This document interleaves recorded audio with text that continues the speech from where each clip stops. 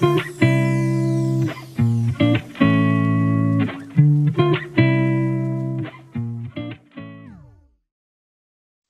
à tous, donc je suis Karine Vérel, élue URPS pour les Pays de Loire et je suis pharmacien d'officine installée à Saint-Nazaire. Merci beaucoup pour votre présence à ce webinaire donc santé environnementale, mieux comprendre pour agir à l'officine autour de la périnatalité. Ce webinaire est organisé entre l'URPS et avec la Mutualité française des Pays de Loire, dont je laisserai les intervenantes se présenter.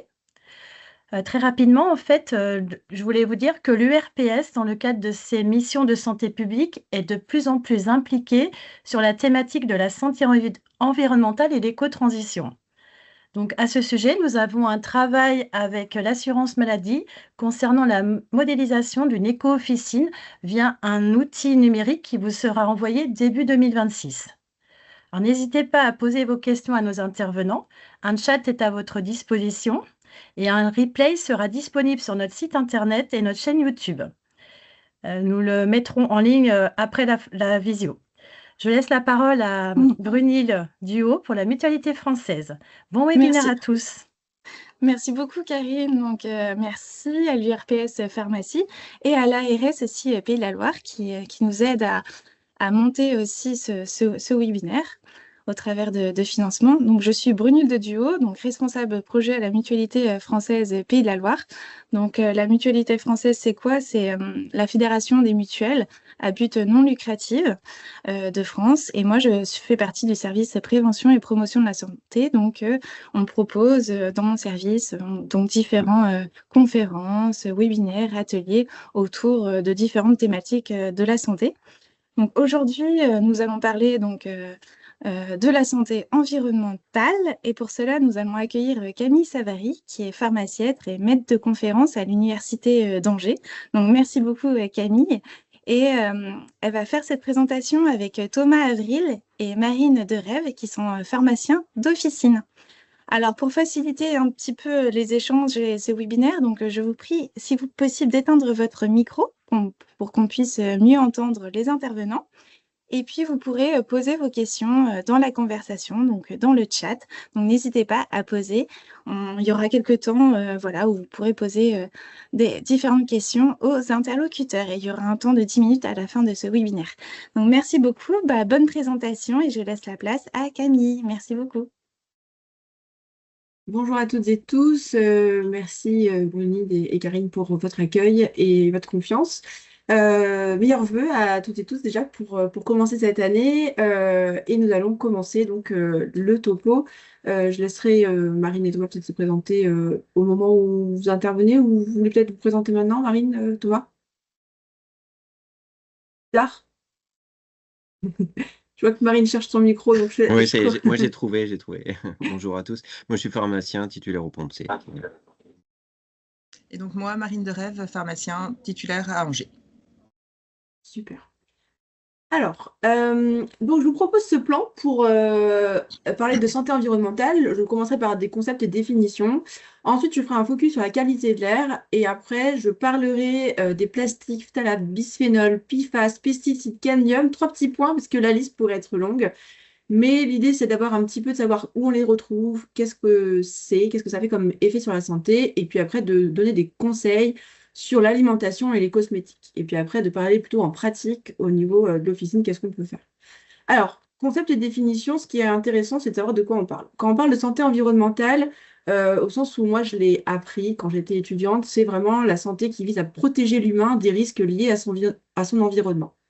Et cette définition, elle évolue un petit peu dans le sens où on se rend bien compte aujourd'hui que finalement, cet environnement, c'est un peu nous qui le créons également.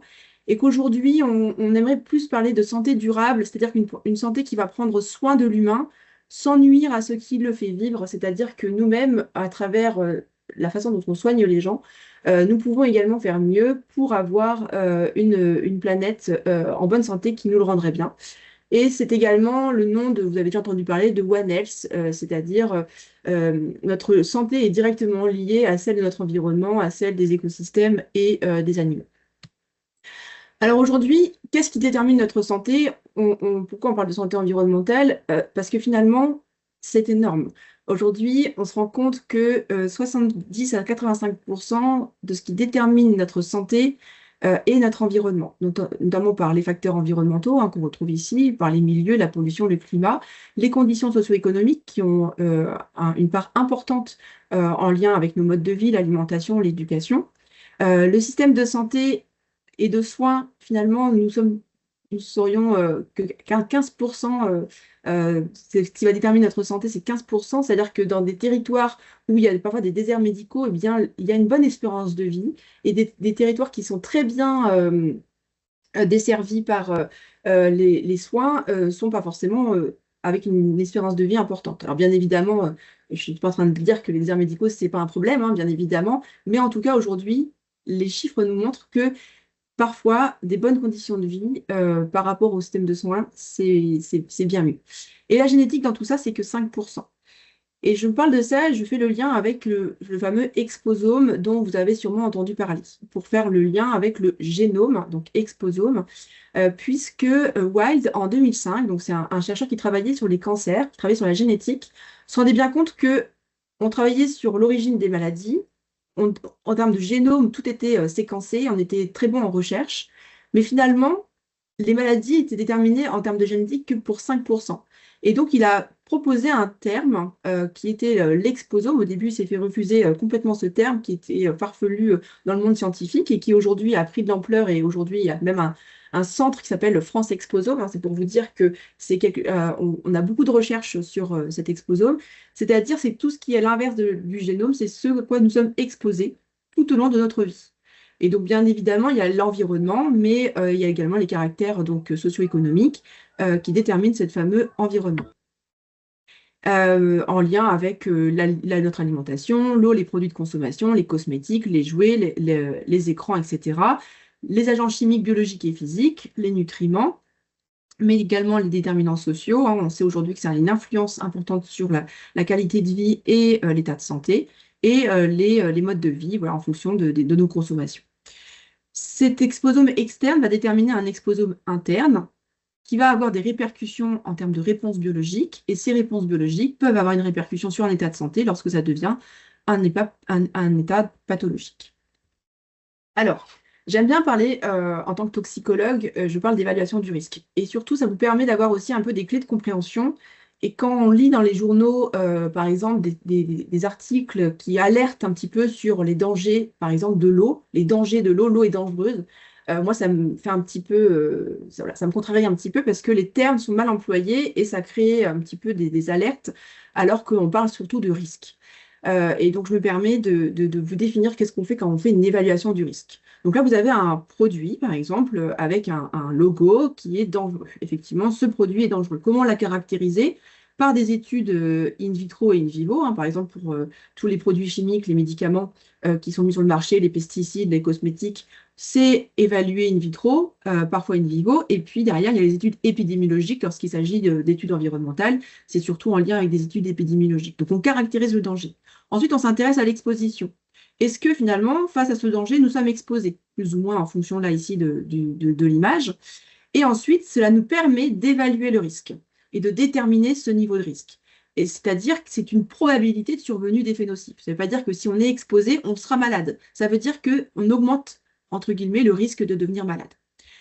Cela, ça va dépendre bien évidemment de la toxicité du produit, des conditions d'exposition et de la sensibilité de l'individu. Et ça, c'est très important à prendre en compte. Et donc, l'exposition se fera par différentes voies, respiratoires, digestives, cutanées. Et cette sensibilité, elle est intéressante puisque aujourd'hui, on se rend bien compte que, bien sûr, il y a la dose qui fait le poison, on l'a tous appris en tant que pharmacien dans nos études, mais on se rend bien compte aujourd'hui qu'il y a davantage cette notion de période de vulnérabilité. Et ça nous permet de parler de cette fameuse période de périnatalité, de période des 1000 premiers jours, où on sait qu'une exposition lors de cette période est très importante, puisque ça augmente le risque de développer des pathologies. Donc, cette fameuse période des 1000 premiers jours, hein, pour ceux qui n'ont pas forcément entendu parler, c'est la grossesse, donc les 9 mois de grossesse, plus les 2 premières années de vie. Alors, c'est un peu marketing, parce que 1000 premiers jours, on le comprend bien et on le retient bien évidemment. Les périodes de la petite enfance sont tout aussi importantes, de l'adolescence et avant la grossesse. En tout cas, cette période d'exposition peut influencer des pathologies à l'âge adulte. Et donc là, on parle de pathologies comme les cancers hormonodépendants, l'obésité, des troubles du développement, des troubles de la thyroïde, etc. Et ce sont les fameux effets des perturbateurs endocriniens qui agissent à des faibles doses. Donc là, la fameuse dose qui fait le poison, eh bien, c'est un peu remis en cause parce que des faibles doses peuvent agir. Et on a également les effets des cocktails. Alors, effet des cocktails, puisque nous sommes exposés à de nombreux perturbateurs endocriniens, voilà une image qui illustre le multisource de ces perturbateurs endocriniens qui sont listés par l'ANSES et par l'ECA, qui est l'agence européenne. On a les pesticides, certains médicaments, les plastiques, les antiadhésifs, des conservateurs, des retardateurs de flamme. On va en parler dans la deuxième partie. Ces perturbateurs endocriniens, qu'est-ce que ça fait comme pathologie? Qu'est-ce que ça induit? Là, c'est pareil, c'est assez difficile de faire un lien. On dit oui, perturbateurs endocriniens, mais concrètement. Concrètement, il y a un gros travail qui a été fait par Santé publique France, qui a réuni des scientifiques qui ont épluché un peu la littérature scientifique et qui ont classé des pathologies en niveau de preuve suffisant versus plutôt des pathologies où ce n'était pas vraiment assez documenté à l'heure actuelle. Aujourd'hui, on sait que les perturbateurs endocriniens induisent de l'endométriose, des fibromes utérins, des maladies urogénitales comme la cryptorchidie, l'hypospadias, qui sont des malformations chez le petit garçon. L'atténuation du qualité de sperme, on sait qu'il y a une diminution drastique du nombre, enfin, de spermatozoïdes dans le sperme, mais également des malformations. Des issues défavorables de grossesse, des cancers hormonodépendants comme le sein et la prostate, des troubles de développement chez l'enfant, avec une diminution potentielle de QI, des maladies thyroïdiennes, auto-immunes, de l'asthme et des cancers chez les enfants, tels que les lymphomes et les leucémies. Ensuite, voilà, je vous laisserai découvrir le tableau vous aurez accès au diaporama. Alors, voilà un peu le focus sur les généralités. Maintenant, quoi faire? Et donc, je me suis permise de faire deux parties. Une partie sur la qualité de l'air, et puis ensuite, on verra tout ce qui est alimentation et cosmétique. Quand on pense à la qualité de l'air, juste pour permettre de conscientiser le fait que nous, certes, nous mangeons, nous buvons une quantité dans notre journée, mais nous respirons sans arrêt, et donc nous respirons 20 kg d'air par jour. Aujourd'hui, la qualité de l'air, c'est le deuxième facteur de risque de mortalité dans le monde. Donc, ce n'est pas négligeable. Quand on parle de qualité de l'air, de quoi on parle? De différents polluants, nous avons l'oxyde d'azote, les particules de différentes tailles, donc les PM de 10 ou les PM de 5.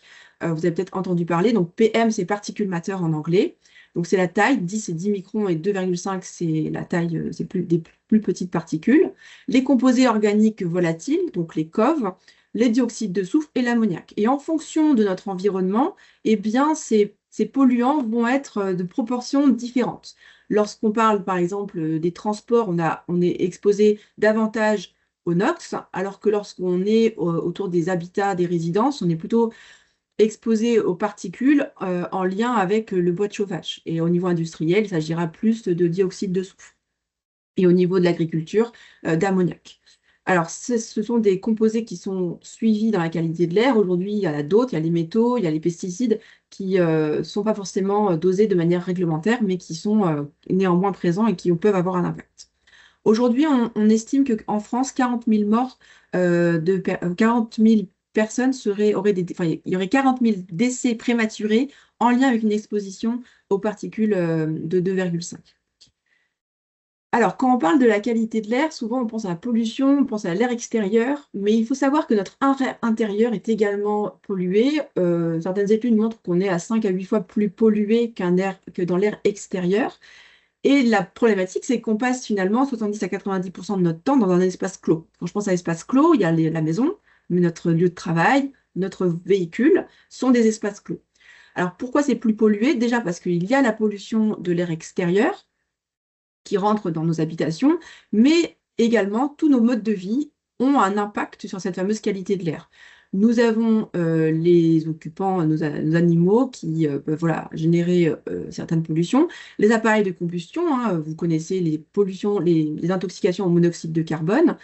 Les composés organiques volatiles, par exemple, qui sont présents en lien avec nos usages, qui sont sont produits par différentes modes donc les modes de combustion, mais également les modes de nettoyage, les peintures, etc., les ameublements. Le tabagisme qui nuit à une bonne qualité de l'air, et puis voilà, nos meubles qui émettent et nos activités qui émettent. Sans compter également le radon qui est présent sur certains sols, notamment en Loire-Atlantique et en Bretagne, qui émettent et irradient, qui émettent dans nos habitations. Alors, qu'est-ce que ça fait la qualité de l'air sur l'état de santé? C'est pareil, c'est une multitude de pathologies, hein. Là encore, on développe des risques de pathologies. Chez le nourrisson, nous avons des naissances prématurées, des petits points de naissance, des retards, des impacts sur le développement intellectuel. Au niveau du système reproducteur, il y a des troubles de la fertilité et des fausses couches. Nous avons des maladies respiratoires avec l'irritation, l'inflammation, la BPCO, de l'asthme et du cancer. Et de manière moins connue, la pollution engendre également des maladies cardiovasculaires et des maladies en lien avec des maux de tête, une anxiété et des maladies neurodégénératives. Au-delà, hein, des irritations, difficultés respiratoires et allergies, bien évidemment, mais ça c'est davantage connu. Alors qu'est-ce qu'on peut faire?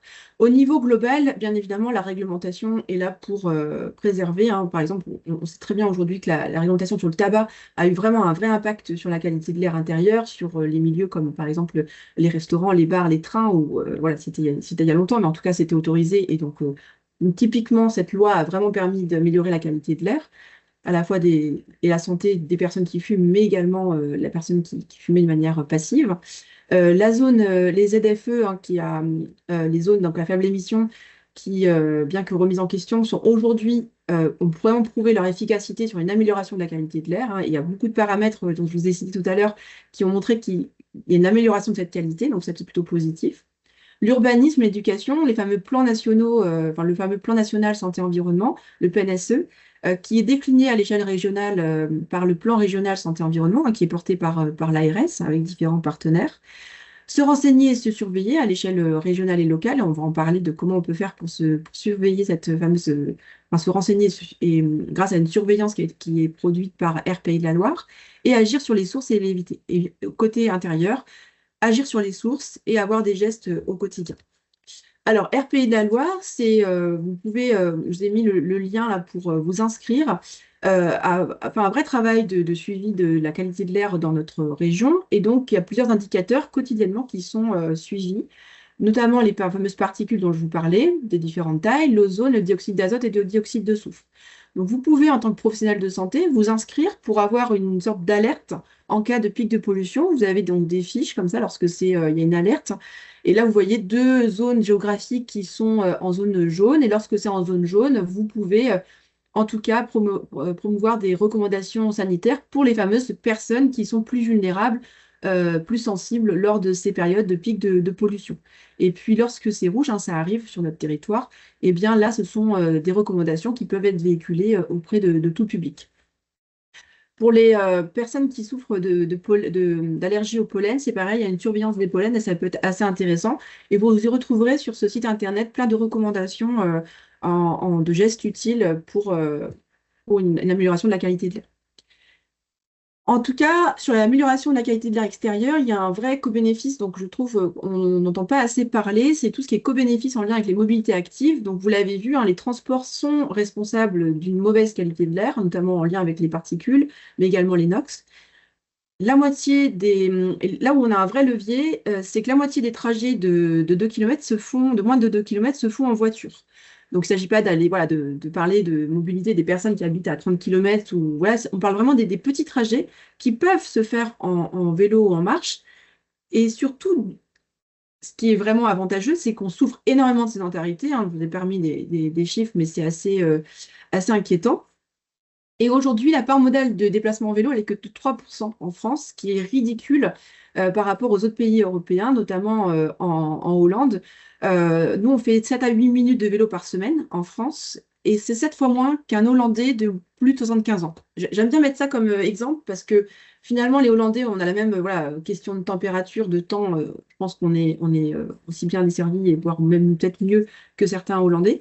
Et les personnes âgées de 75 ans font 7 fois plus de vélo que nous en France. Donc ça nous montre un petit peu la marche qu'on pourrait activer. Et aujourd'hui, c'est très bénéfique de pouvoir proposer la marche à pied ou le vélo. En tout cas, 1 kilomètre de vélo aujourd'hui correspond à 1 € de coûts sociaux de santé évités grâce à la mobilité et grâce également à la diminution l'amélioration de la qualité de l'air. Donc c'est un vrai levier. En termes d'intérieur, bien évidemment, il y a des efforts à faire sur les personnes qui fument, le tabagisme actif et passif. On sait que c'est une forte contribution. Et nous, en tant que professionnels de santé, ce qu'on peut promouvoir, c'est vraiment limiter les sources de pollution. Alors, comment on peut faire? C'est déjà éviter tout ce qui est spray et diffuseur au sein de nos habitations, tout ce qui est encens, bougies parfumées, mais également tout ce qui est fameux spray qui pourrait avoir des effets assainissants pour les odeurs, etc. Ça contribue à une mauvaise qualité de l'air. Ce sont des composés organiques volatiles, ça contribue à une pollution de notre air intérieur. Les produits ménagers, d'aller vers des produits ménagers qui seront labellisés. Tout ce qui est produits ménagers contribue à une forte pollution de la qualité de l'air. Donc voilà, laver à l'eau, laver des produits simples tels que le vinaigre, le bicarbonate, des produits pour le coup naturels, labellisés. Pour les produits de bricolage, c'est pareil, d'aller vers des produits labellisés. D'éviter les travaux lorsqu'on est enceinte. C'est vrai que c'est une période où il y a la chambre de bébé qui arrive, on a envie de peindre, etc. De vraiment encourager les femmes enceintes à ne pas faire des travaux. D'aérer. Ça, c'est le conseil que je vous donne juste après. Consultez le site des 1000 premiers jours. Il y a plein de renseignements pour justement améliorer la qualité de l'air pour cette fameuse période de périnatalité. Si vous êtes concerné par le radon, vous pouvez aller vous renseigner. Je vous ai mis le lien pour savoir si votre région est concernée par le radon. De toute façon, dans les conseils pour tous ces produits-là, donc c'est limiter les sources et d'aérer. Pour le radon, c'est d'aérer le logement. Donc ça permet d'évacuer les polluants, limiter l'humidité et donc d'améliorer aussi, il y a aussi tout ce qui est, on parle de pollution chimique, mais il y a la pollution liée aux virus, aux moisissures, etc., qui ont une part importante aussi d'effet sur la santé. Donc d'aérer, c'est la clé. Et puis de passer l'aspirateur, en tout cas de nettoyer les sols, puisque c'est là où vont s'accumuler les particules et les polluants, c'est dans les poussières. Et on sait qu'autour de la périnatalité, c'est là où on va avoir un fort contact avec le sol et un rapport avec la main-bouche qui est important. Alors, je laisse Marine et Thomas intervenir sur ce qu'ils ont mis en place pour leur officine pour améliorer la qualité de l'air. Et puis, on reprendra pour la suite. Je veux bien commencer. Alors moi, c'était sur la qualité de l'air extérieur, mais la base, c'était plutôt comment réduire l'impact environnemental de mon officine. Donc, je me suis tourné vers essayer de stimuler un peu l'usage du vélo pour mes collaborateurs, puisque je suis un utilisateur de vélo. Enfin, pas ce matin. Ce matin, je suis venu à pied. J'ai mis 1 h 15 et c'est assez intéressant, 6 km à pied le matin. Voilà, c'était beau. Bon, on arrivait un peu en retard à la pharmacie, mais sachant que de toute façon, il n'y avait personne, c'est pas grave. C'était particulier. Le vélo, du coup, proposition d'un forfait mobilité durable qui est exonéré de charges pour tous ceux qui viennent soit en covoiturage, soit en transport en commun, soit en transport actif, vélo à pied. Ça n'a pas très bien marché parce que j'en ai 2 qui habitent à 1 heure de route pour une et une autre 1/2 heure. Par contre, il y en a une de mes employés qui habite à moins de 3 km. Donc j'ai proposé ce forfait. On avait dealé un peu que c'était 3 fois par semaine, qu'effectivement, en fonction de la météo, il y avait, enfin voilà, je n'obligeais à rien, mais bon, c'était un deal. Dans les faits, ça n'a pas trop bien marché au sens où elle m'a exprimé après que son vélo était pas de trop qualité, pas électrique, etc. Donc j'ai racheté un vélo électrique pour elle, pour essayer de stimuler ça. Et puis elle s'est cassée la gueule dans ses escaliers, donc on est redescendu et j'ai essayé de proposer le vélo à une autre employée qui se donnait beaucoup plus, qui faisait du train, du vélo, enfin voilà, sur un déplacement qui durait 1/2 heure, 3/4 d'heure et on s'est fait voler le vélo. Voilà mon expérience. Maintenant, ce que j'aimerais bien travailler, c'est plus tourner vers les patients. Je suis finalement dans une officine de quartier qui habitent tous à peut-être moins de 1 km ou 1,5 km et qui viennent très souvent et tout le temps en bagnole, quoi. Donc je pense que là, il y a à stimuler l'aspect co-bénéfice pour eux et pour leur santé et pour la planète, entre guillemets. D'ailleurs, j'ai une question pour toi, Camille. Je t'ai pas préparée, mais je te la donne. Est-ce que si on a des arguments contraires qui nous disent, bah oui, mais attendez, qualité de l'air extérieur est pourrie et vous nous demandez de faire une activité quelque peu physique, est-ce que c'est tant que ça ou est-ce que c'est bénéfice pour la santé in fine ou non? Oui, c'est clairement bénéfique, même de faire du vélo derrière des voitures qui relarguent leur pot d'échappement. C'est bénéfique parce que de toute façon, la qualité de l'air dans un véhicule est moins bonne qu'à l'extérieur. Parce qu'on bénéficie à la fois de la qualité de l'air extérieur, plus la mauvaise qualité de l'air intérieur du véhicule. Donc en fait, quoi qu'il arrive, c'est mieux d'être à l'extérieur. Ok. Marine, si tu as quelque chose à nous dire. Merci Thomas.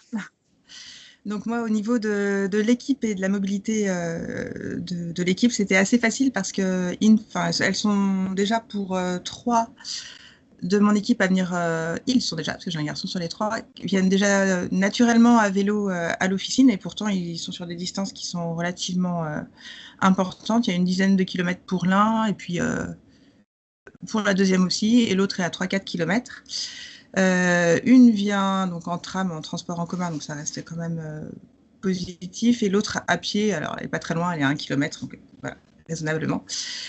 Pour les 2 autres, ça reste compliqué parce que c'est des distances plus importantes et puis les difficultés autres qui peuvent arriver dans la vie.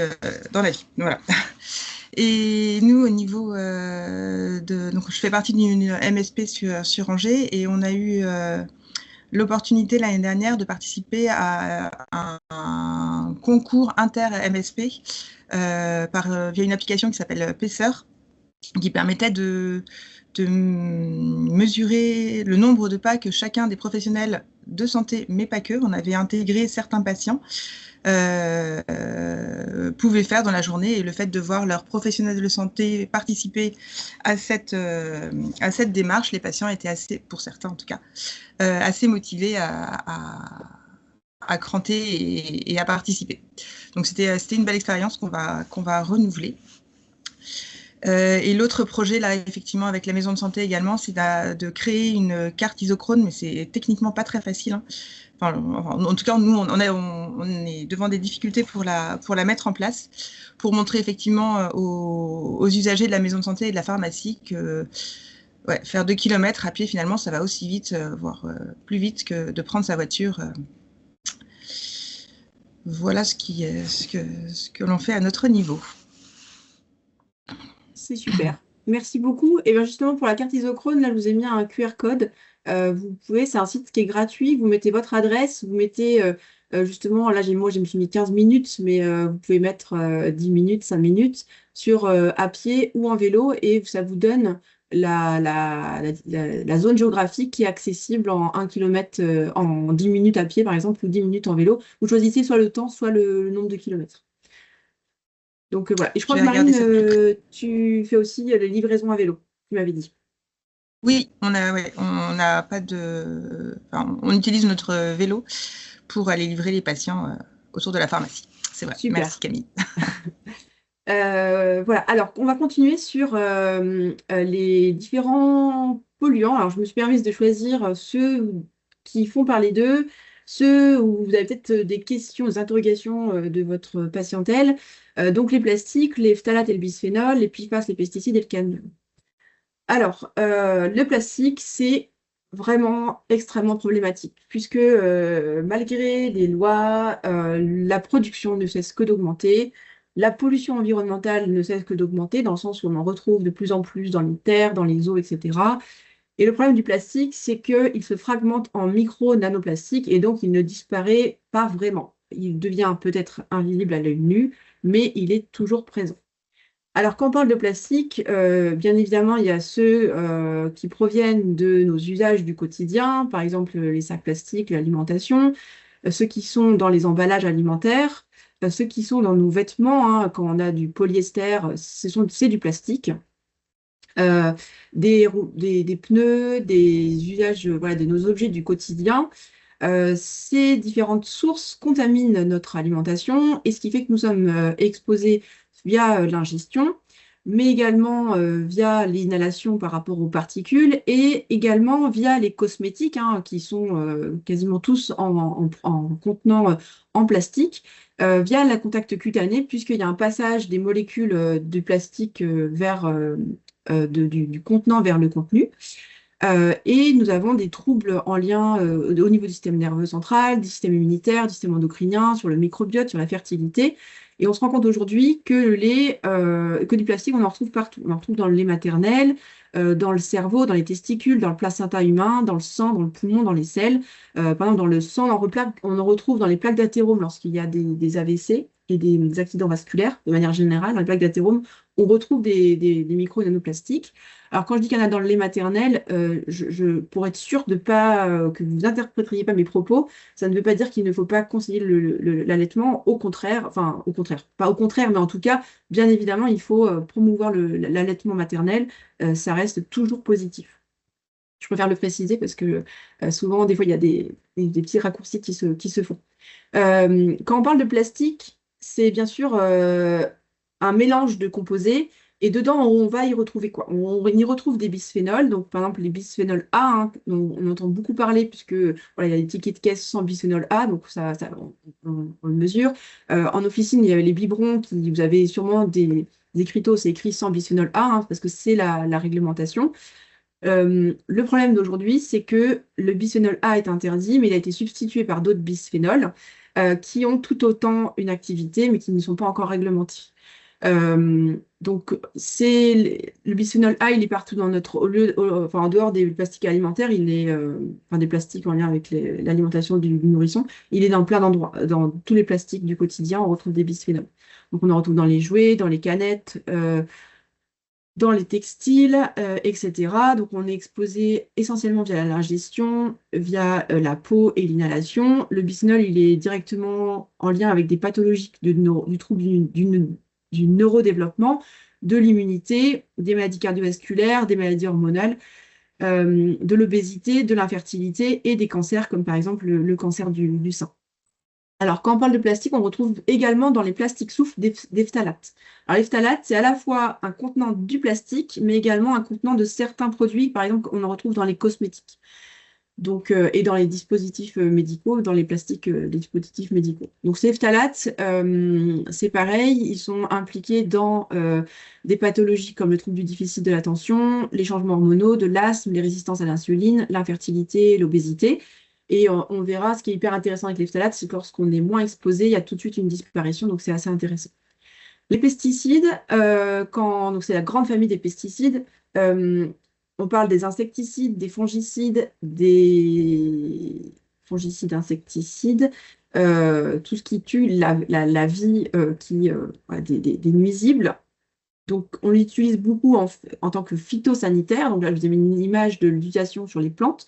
On se rend bien compte que lorsqu'on en expose nos plantes à ces fameux pesticides, aux phytosanitaires, ça ne reste pas au niveau local, ça s'infiltre au niveau des sols, d'où le fait qu'il y ait une contamination de la nappe souterraine et des eaux de surface dans lesquelles on prélève, nous, notre eau qui va être à destination de la consommation humaine. Et ces pesticides voyagent, donc sont transformés. Souvent, on néglige, on pense souvent à tout ce qui est au niveau des phytosanitaires, mais les pesticides, on en a d'autres dans notre environnement, notamment en lien avec les produits vétérinaires. Tout ce qui est anti-puces, ce sont des insecticides. Les sprays j'ai mis anti-moustiques, etc. On en retrouve également, par exemple, dans les fleurs, dans les plantes. Quand on achète, par exemple, des fleurs qui viennent de Hollande ou d'Amérique du Sud, des roses, par exemple, où les feuilles sont immaculées, il y a une présence de pesticides qui est non négligeable, puisque la réglementation est beaucoup moins importante que dans l'alimentation. Alors, la première source des pesticides, je l'ai mis en rose, c'est quand même en lien avec l'alimentation, en fonction, forcément, si on est agriculteur, non, c'est vraiment lié à notre travail, mais nous, dans le général, quand on n'est pas agriculteur, c'est en lien avec l'alimentation et éventuellement ce qu'on peut utiliser au quotidien dans notre environnement. Les pesticides, aujourd'hui, il y a beaucoup d'études qui montrent qu'il y a un lien avec les maladies de type Parkinson et Alzheimer, les maladies hormonales, des cancers chez l'enfant, des cancers chez les adultes, des liens aussi avec une sensibilisation au niveau de la peau, des troubles hormonaux et une atteinte du système reproducteur. Alors, les PFAS, il faut vous parler d'eux en ce moment. Qu'est-ce que c'est? C'est des molécules qui sont, donc c'est des carbones qui sont chargés en fluor et qui leur apportent des propriétés assez intéressantes puisqu'ils sont à la fois hydrophiles et hydrophobes, donc ils sont anti-adhésifs, imperméabilisants et résistants aux fortes chaleurs. Donc, ils ont été utilisés partout. Dans les textiles imperméables, les textiles de sport, les emballages alimentaires, quand on a un carton alimentaire, par exemple pour une pizza, où on voit bien que le gras ne pénètre pas au niveau du carton, c'est qu'il y a un petit revêtement de PFAS. C'est pareil, le principe des papiers adhésifs alimentaires, hein, quand on met au four pour éviter que ça accroche. C'est un petit papier qui est imbibé de PFAS. Dans les mousses anti-incendie, dans les revêtements anti-adhésifs, hein, les ustensiles de cuisine, les fameux poêle en téflon ou les ustensiles noirs qui permettent de pareiller la poêle, ce sont des ustensiles en PFAS. Dans les cosmétiques, dans les dispositifs médicaux et dans certains produits phytopharmaceutiques, hein, donc les pesticides, contiennent également des PFAS. Alors, aujourd'hui, il y a un micro avec un écho. Je me permets.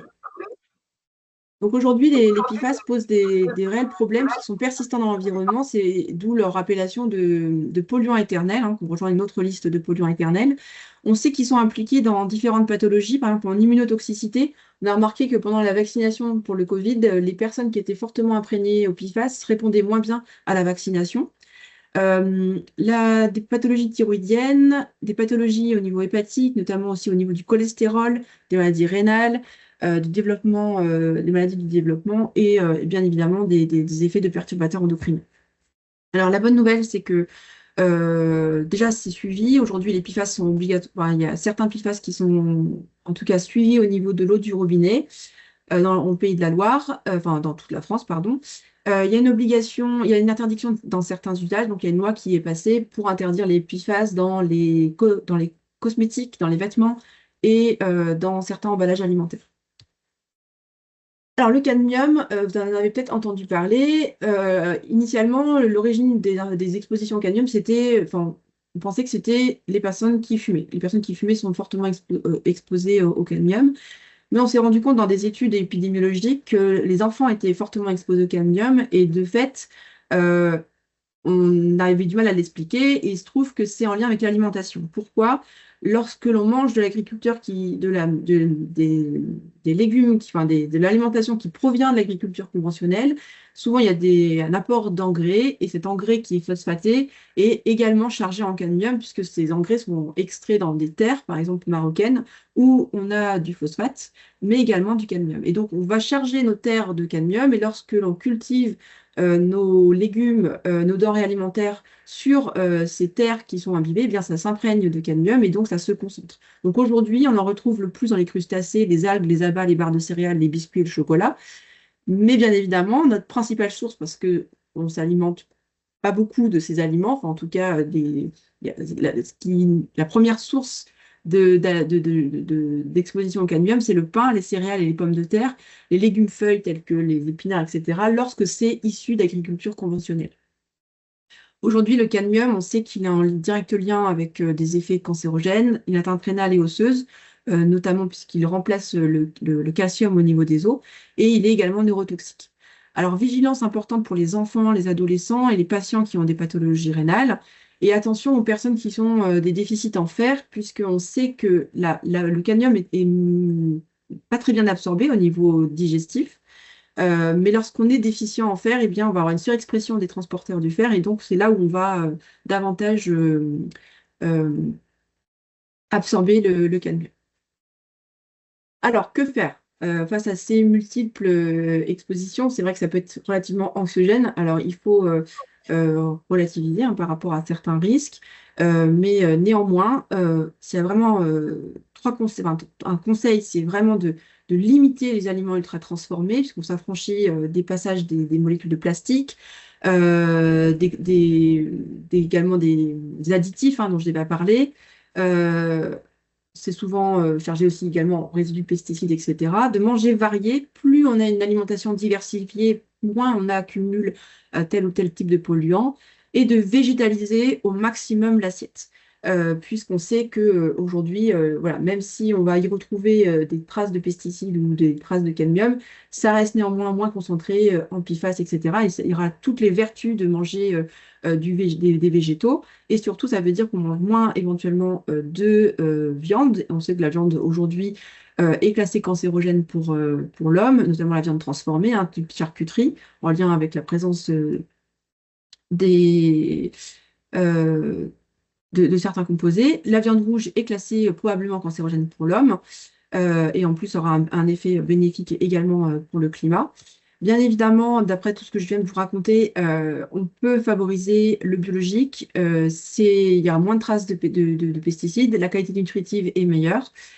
De maximiser le local, puisque si on mange local et de saison, eh bien, on a moins besoin d'appliquer des pesticides, hein. Quand on mange une pomme, par exemple, qui vient du Pérou au mois de mai, eh bien, il y a eu au moins 35 applications de pesticides ou de fongicides pour justement permettre le transport de ces aliments. Donc, lorsqu'on mange vraiment localement, il y a moins d'usage de ces molécules. En termes de contenant et de contenu, d'éviter le plastique, à défaut, ne surtout pas chauffer lorsqu'on a face à un Tupperware, en tout cas, de ne pas le chauffer au micro-ondes. C'est là où il y a vraiment un échange de molécules entre le plastique et notre aliment. D'utiliser des ustensiles inertes comme l'inox, le verre, les cuillères en bois, plutôt que tout ce qui est à base par exemple, de téflon. Et de consommer l'eau du robinet pour éviter justement les plastiques liés à l'eau au contenant.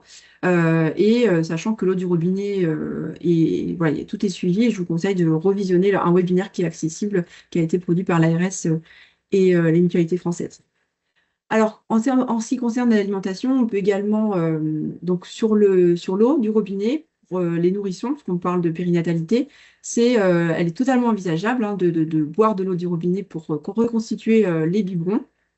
Le conseil, c'est de prendre de l'eau froide, surtout pas prendre de l'eau chaude directement issue de notre chauffe-eau.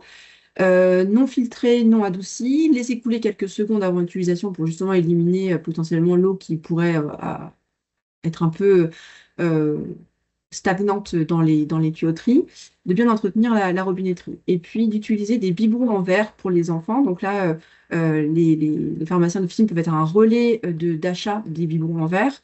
Et je fais le relais de ce qui se passe au niveau des différents CHU. Là, je vous ai mis le CHU d'Angers. Il y a eu un prix justement d'achat où en fait au CHU, mais je sais que c'est pareil au CHU de Nantes et dans les diverses maternités.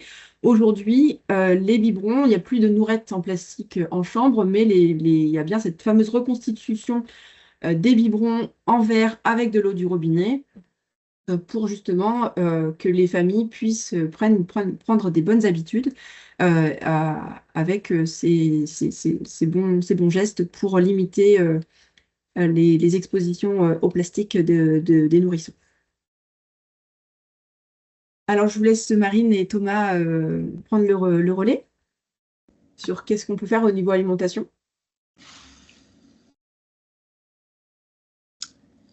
Je vais commencer pour Thomas. Je te laisse, Thomas. Vas-y, commence. Comment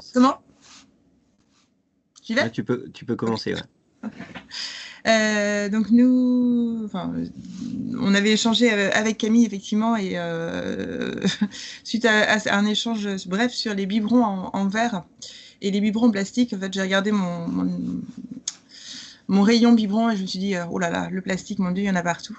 Donc suite à un échange avec Camille, on a revu notre merchandising et on a mis nos biberons en verre bien plus en avant qu'ils ne pouvaient l'être auparavant.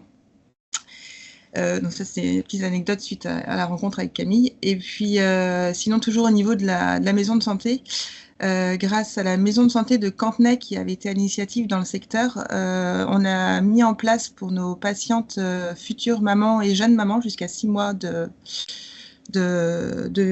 jusqu'aux 6 mois du bébé, des ordonnances vertes, donc à savoir qu'elles bénéficient d'un tarif préférentiel sur des paniers bio sur prescription d'un professionnel de santé, donc qu'il soit le médecin, le kiné, le pharmacien, l'infirmière ou la sage-femme, peu importe. Donc ça, c'est une initiative qui a été mise en place au niveau local. Donc il y a des financements qui sont, je ne sais plus d'où, de l'ARS et d'autres d'autres acteurs locaux, ça peut être les communes, ça peut être voilà, c'est à nous de nous démener pour avoir les financements. On a un biais avec cette association avec la maison de Cantenay, c'est que nos patientes qui sont plutôt précaires sur le quartier n'ont pas forcément de mobilité et il faut aller chercher les paniers à la map de la Membrole. Donc on est en train de réfléchir pour faire quelque chose de plus facile pour nos patientes citadines. Voilà pour nos initiatives. Nous, autour du sujet alimentation, c'est plutôt via le bilan de prévention. Même si ça se développe pas énormément en officine, j'ai quand même une de mes salariés pharmaciens qui a fait un DU de nutrition et qui évoque dans ses entretiens, quand c'est la thématique retenue par le patient, d'essayer de privilégier le verre versus le plastique, notamment sur les huiles. Et puis un petit conseil en plus par rapport à ce que tu as pu dire, Camille, la cuisson basse température et sans aluminium. Et puis elle essaye aussi de promotionner une alimentation plus variée, avec moins de produits ultra transformés. Voilà ce que je peux avoir à dire autour de l'alimentation. Super, merci beaucoup. C'est vrai que les ordonnances vertes, voilà, sur différents territoires, hein, et il y a en tout cas une promotion de ces usages qui est vraiment bénéfique. Cette période de grossesse, c'est aussi cette période où on peut changer les habitudes parce qu'on y voit un intérêt pour notre futur enfant et donc pour garder ses habitudes sur le long terme. Oui, et j'ai oublié d'ajouter les ordonnances vertes. En fait, les futures mamans bénéficient d'un moindre coût sur ces paniers, mais il y a une compensation, enfin une contrepartie. Il faut qu'elles participent à des ateliers qui sont aussi à l'initiative de la maison de santé ou qui met ça en place, à savoir comment cuisiner à basse température. Enfin, il y a une contrepartie pour pousser un peu l'intérêt d'une meilleure alimentation pour cette période plus sensible. Super. Merci, Et Marie. Et dans la conversation, n'hésitez Ah. pas, il y a un replay, les ordonnances vertes, qui avait été organisé par l'URPS Pharmacie. Donc, n'hésitez pas à cliquer sur le lien pour accéder du coup au webinaire. Super. Oui, merci, Bonnie. Je vois que tu remets des sources. Et merci à Gwenaëlle aussi pour les sources qui sont précisées pour aller plus loin. Très bien, donc je vais continuer sur les cosmétiques qui peuvent être également une source des molécules dont on a parlé, notamment les phtalates, les parabènes dont je n'ai pas, que je n'ai pas cité aujourd'hui, mais qui sont présents aussi sur certains cosmétiques. Alors juste, je ne vais pas lire la définition d'un cosmétique, mais c'est juste pour faire le lien, parce que souvent il y a une confusion entre cosmétique et dermocosmétique avec effectivement des molécules qui sont prescrites par des médecins ou des dermatologues. Il n'y a pas de différenciation au niveau réglementaire entre le dermocosmétique et le cosmétique. C'est la même réglementation de 2009. Ça englobe tous les produits qui sont cités ici sur la gauche. Comment aujourd'hui c'est évalué? Il n'y a pas d'AMM pour un cosmétique, c'est juste un dépôt de formulation et la personne enfin l'industrie met sur le marché son produit garantit la sécurité. Comment elle le fait? C'est basé sur l'évaluation des ingrédients. Chaque ingrédient, en fonction de sa proportion dans le produit et la future potentielle consommation, c'est-à-dire une crème de jour, une application par jour, eh bien, on va estimer cette fameuse dose à laquelle on est exposé. Donc, à la fois par rapport au danger qui est caractérisé, l'exposition, évaluer le risque et s'assurer que ce risque-là, il est néant sur le produit fini. Et donc, on va comparer avec une dose qui est sans effet toxique et utiliser une marge de sécurité. Le problème, c'est qu'entre le calcul et la réalité, déjà, on ne consomme pas un seul cosmétique, mais en moyenne, c'est assez intéressant de voir qu'on utilise, pour les femmes en tout cas, 16 cosmétiques en moyenne par jour, et qu'une femme enceinte on utilise davantage, jusqu'à 18 pour les femmes enceintes. Alors, c'est issu d'une étude de 2015. C'est un peu vieux. Je pense qu'avec tout ce dont on parlait aujourd'hui, peut-être qu'il y a une diminution. Je ne sais pas. En tout cas, il y a une consommation. Et pour les nourrissons, moi, j'étais assez impressionnée de se rendre compte que pour les nourrissons, il y a en moyenne 6 cosmétiques qui sont utilisés au quotidien. Et pour les petits garçons, je crois que c'est allé jusqu'à 9 cosmétiques. Donc, il y a le savon, le shampoing, etc., mais également les parfums, etc.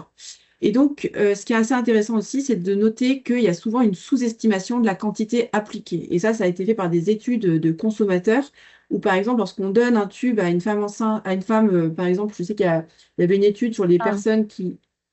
Allô? Oui. Des études qui montrent chez les personnes qui souffrent de cancer, qui utilisent des cosmétiques, enfin des dermocosmétiques pour la peau sèche, lorsqu'on récupère, on va leur donner le pot pendant une semaine et on récupère le pot à la fin de la semaine. Et donc, mesure la quantité qui a été utilisée et on se rend compte qu'entre un usage théorique et la réalité, eh bien, il y a une surconsommation. Et donc, ça veut dire qu'on sous-estime le risque. Et puis, il n'y a pas de restriction réglementaire pour les enfants et les femmes enceintes.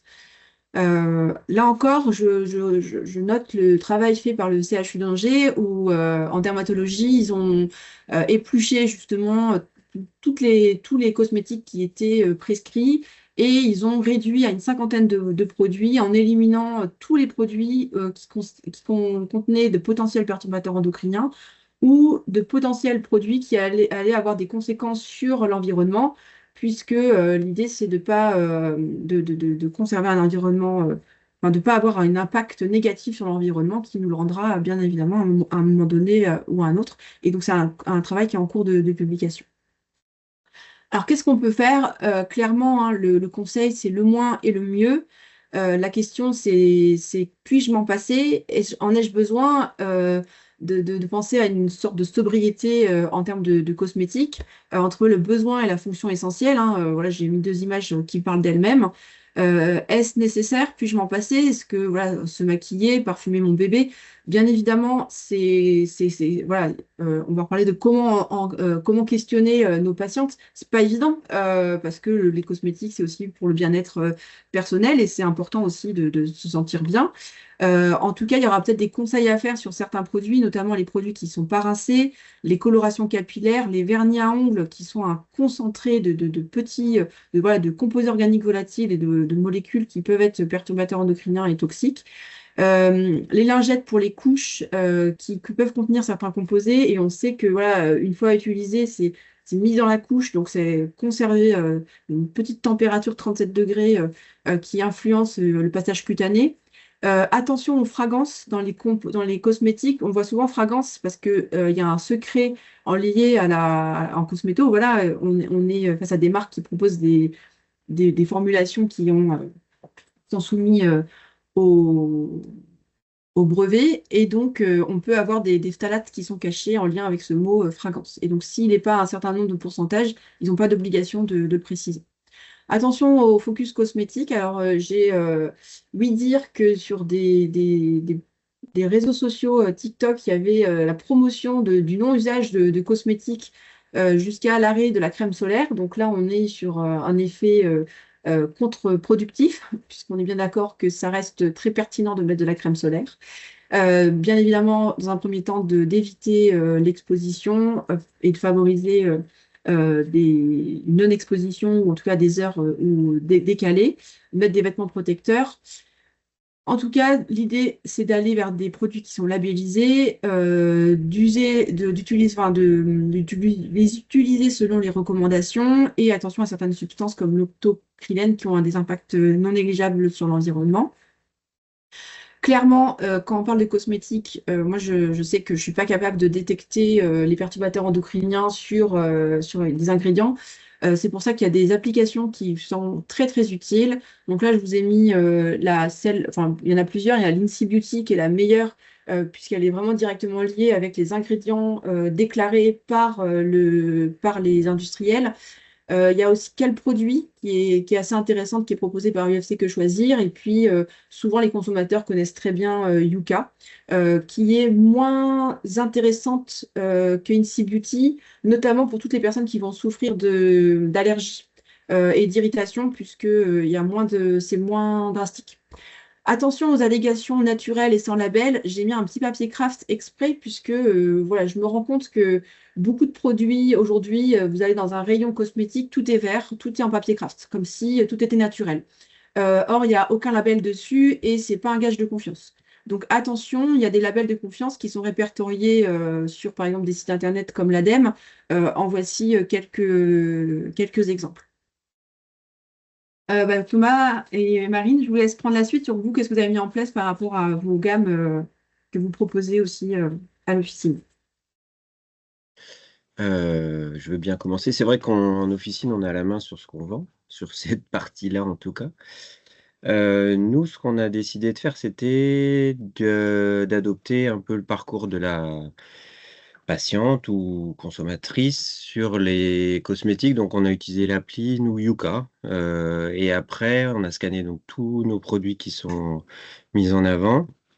Et après, j'ai débriefé avec mon équipe. On n'était pas raccord, mais on, on a voté. Ou moi, j'aurais été sur une forme de bannissement de tout ce qui est étiqueté, entre guillemets, à risque ou suspecté comme à risque dans un objectif de prévention, mais elles n'ont pas valorisé ce point de vue, qu'elles ont jugé un peu excessif, et elles ont préféré qu'on mette en avant tout ce qui était cosmétique avec alors je ne sais pas le terme employé par, je ne retrouve pas, le terme employé par Yuka, oui c'est ça, sans risque. Voilà. Donc on met en avant toutes les cosmétiques dites sans risque, et puis autrement, on a aussi, mais ça c'est quelque chose qui n'est pas lisible pour le patient, et qui est simplement lisible pour nous quand on va dans le rayon, des petits points verts très discrets qui nous permettent de comparer rapidement, entre guillemets, deux produits, par exemple deux eaux micellaires.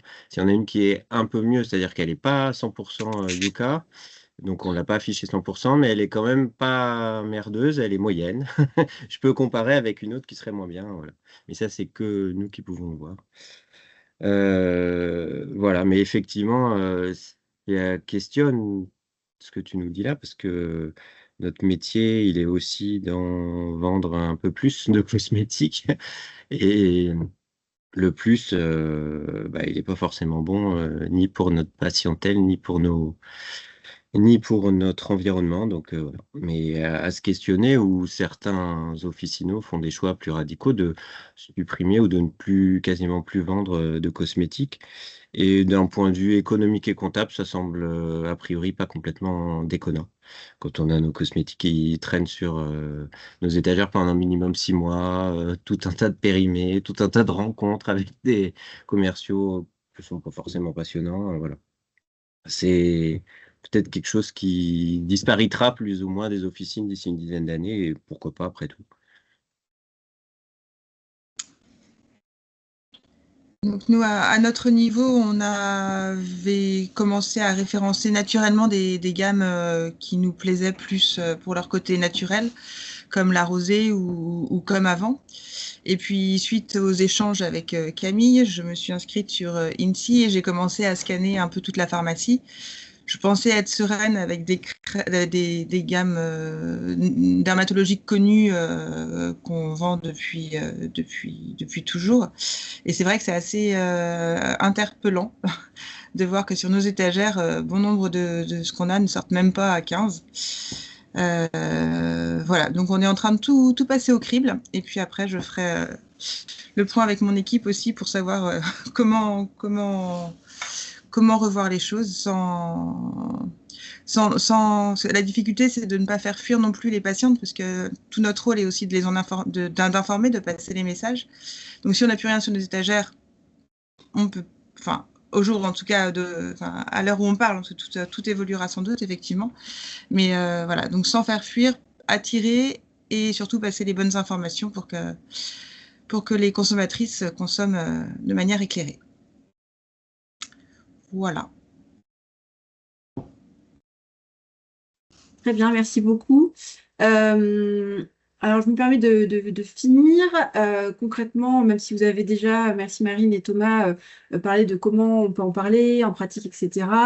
Je me permets de passer des messages un peu positifs déjà. Ce qui est intéressant, c'est pas de paniquer complètement, c'est de se dire qu'une exposition en moins, c'est déjà une chance en plus.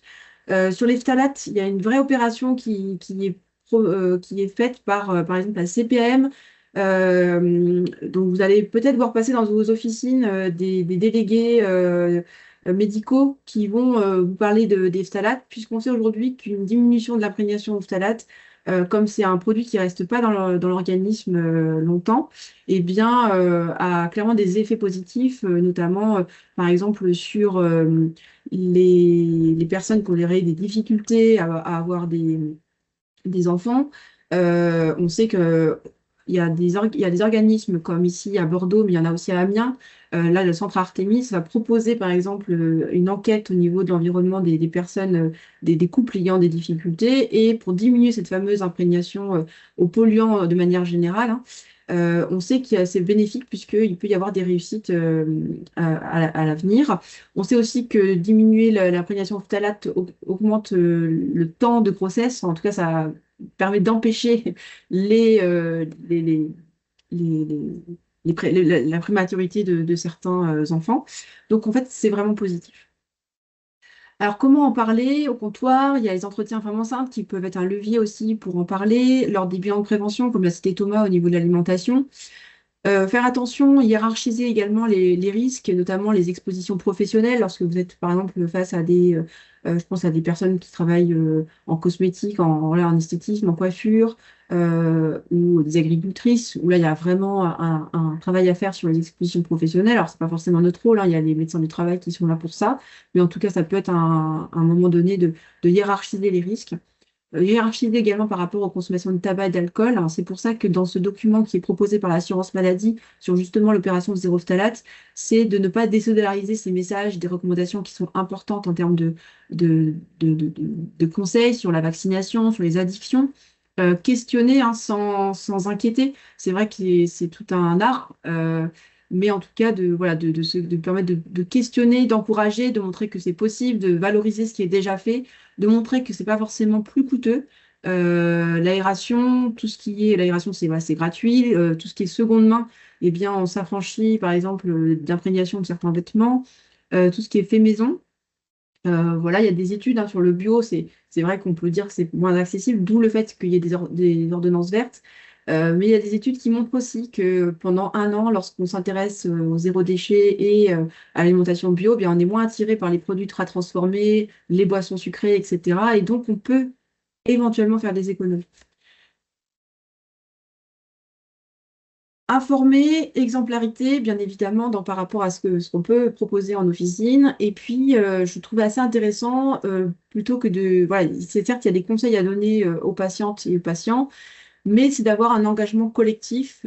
Par exemple, on sait aussi que pour la loi du plomb, dont vous avez sûrement entendu parler cet été, le Nutri-Score, il y a des lois qui peuvent passer et il y a une mobilisation des professionnels de santé. Et moi, ça, je trouve ça vraiment formidable, puisqu'on n'est plus à l'échelle individuelle, mais c'est des collectifs qui se lèvent. Et on a par exemple toutes les sociétés savantes médicales hein, qui ont signé, qui ont écrit une lettre ouverte et qui ont signé contre la loi du plomb. Et donc ça, je trouve que ça montre aussi notre pouvoir d'agir en tant que professionnel de santé. Là, actuellement, il y en a un sur l'obligation de l'affichage du Nutri-Score. On peut organiser de manière collective des soirées en MSP, hein, comme nous l'a dit Marine. L'autre jour, au webinaire, il y a un collègue qui nous a montré qu'il avait fait intervenir RPI de la Loire en soirée MSP avec donc les professionnels, mais les patients autour de la qualité de l'air. Donc, c'est hyper intéressant.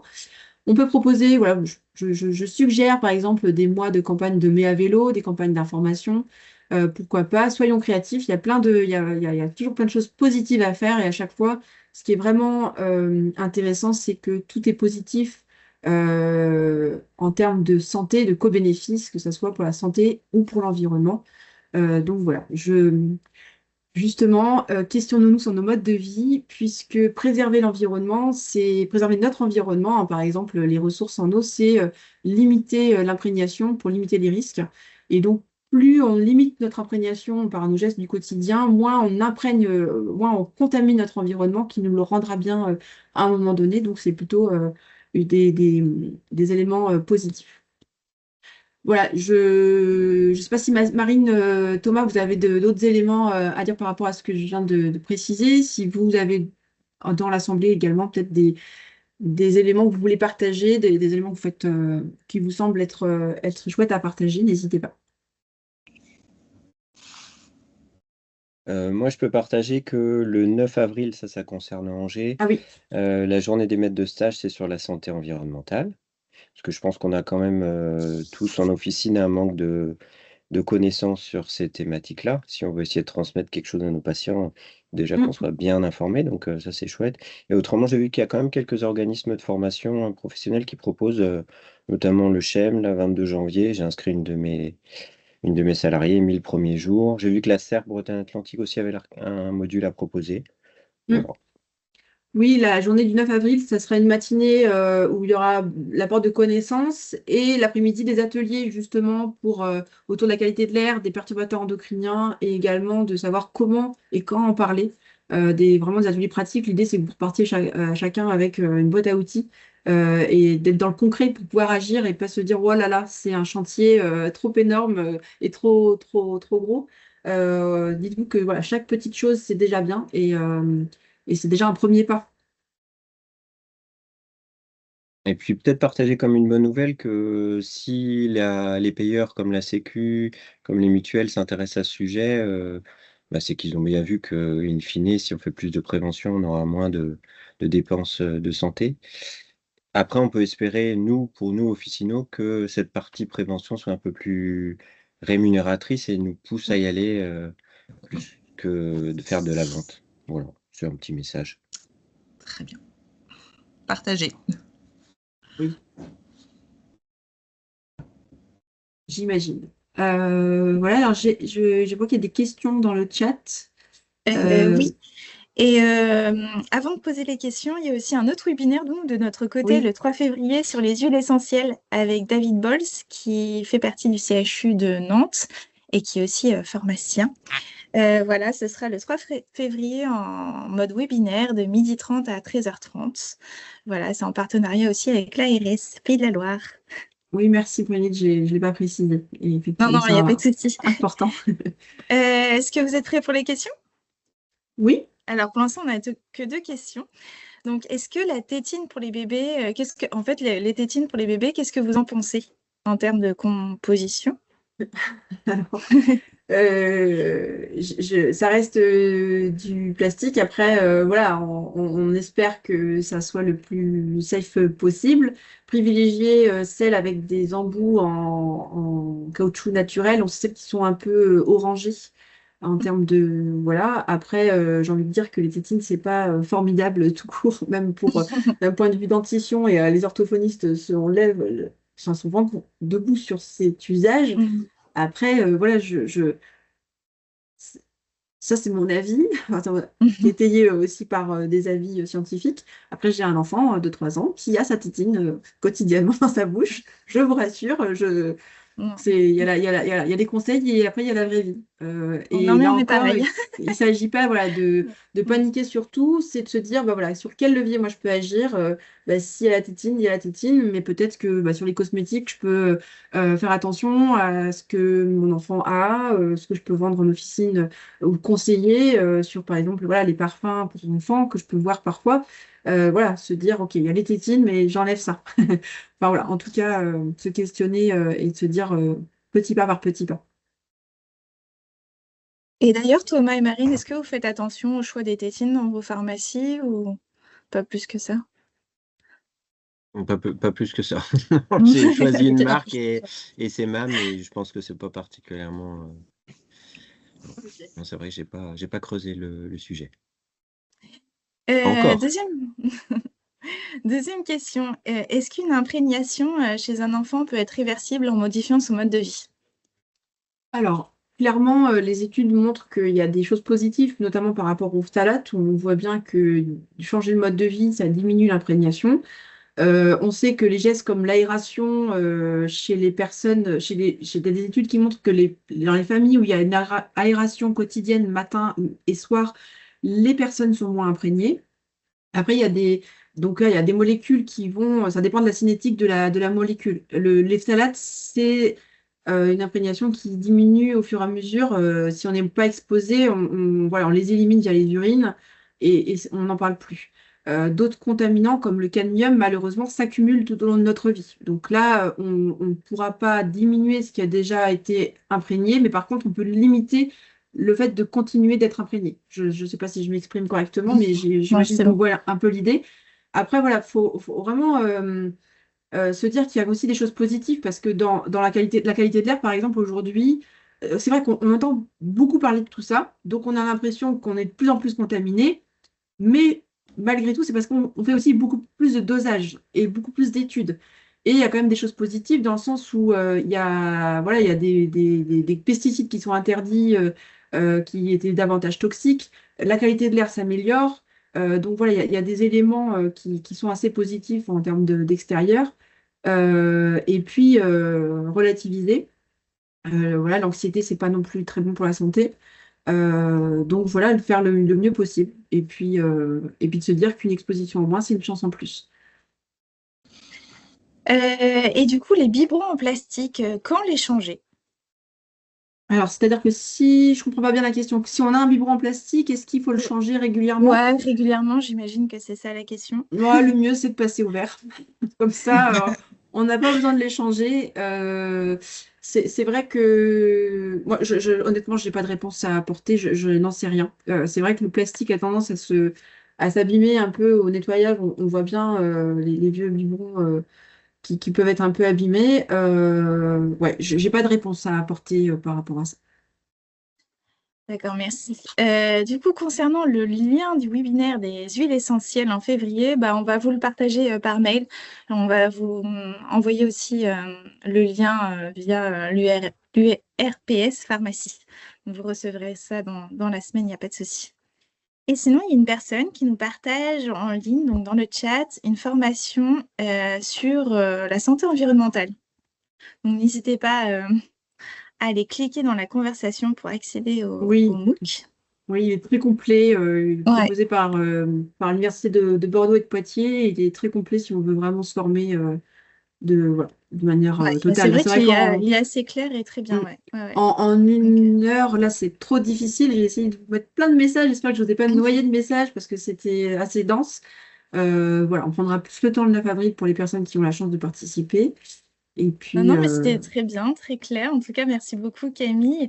En tout cas, vous aurez l'occasion de revoir le replay du coup de cette intervention. Pareil, on va tout vous envoyer par mail, vous inquiétez pas. Sinon, vous allez sur le site de l'URPS Pharmacie Pays de la Loire ou le site de la Mutualité française Pays de la Loire.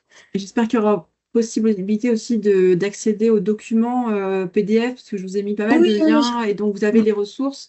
Je vous ai mis ça aussi, il y a le réseau Environnement Santé qui a proposé un guide qui permet voilà, de détoxifier sa maison. En tout cas, il est intéressant parce qu'on peut vraiment passer au crible tout son environnement. Si vraiment vous avez des patientes qui sont passionnées par le sujet et qui veulent vraiment avancer, ça peut être un lien à donner. Mais le site des 1000 premiers jours est vraiment aussi une très bonne ressource. Merci beaucoup. Pour l'instant, il n'y a pas d'autres questions. En tout cas, vous allez recevoir aussi, en plus du replay, en plus du diaporama, un questionnaire de satisfaction. Donc, n'hésitez pas à y répondre. C'est très précieux pour nous et pour les intervenants, pour avoir vos retours et nous améliorer pour les fois d'après. Et puis aussi, vous allez avoir à l'issue de ce webinaire des fiches thématiques, donc 4 fiches thématiques.